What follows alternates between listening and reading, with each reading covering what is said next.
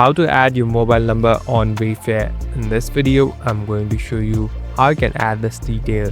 First of all, open the application. Now, here on the right bottom, tap on this account button.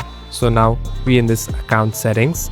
So this is the place where you can customize and find different options.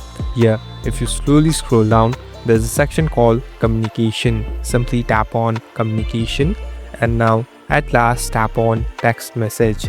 So this is the section where you can easily add your mobile number.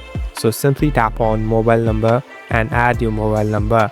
Later, you'll be able to receive different SMS of your orders and different things about Wayfair. So later, you can easily track your orders through mobile SMS too. Thank you for watching this video. I hope this video will help you.